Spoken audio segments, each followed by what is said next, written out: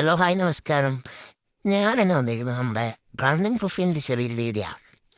എല്ലാവർക്കും ഒന്നും അറിയില്ല, അതുകൊണ്ട് ഇങ്ങനൊരു വീഡിയോ ചെയ്യാമെന്ന് വിചാരിച്ചു. ഇതിന് ഒരു 5 വയറാണ് വരുന്നത്. അതിൽ ഒരു കണക്ടറുണ്ട്. ആ കണക്ടറിലാണ് നമ്മൾ ഈ കൺട്രോളർ, ഈ കാണുന്നതാണ് കൺട്രോളർ. ഇത് നമ്മൾ സെറ്റ് ചെയ്യുന്നത്.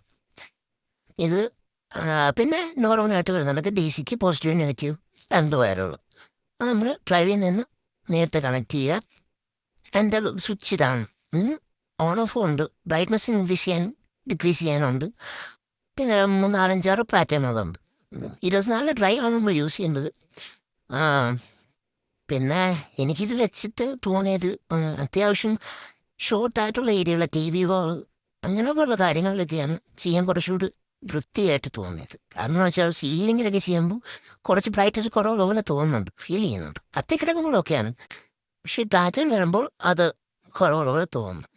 അതിനകത്ത് അധികമൊന്നുമില്ല, ഒരു 4-5 പാറ്റേണുണ്ട്. പിന്നെ 2 പാറ്റേണുള്ള ഞാൻ കാണിച്ചു തരാം.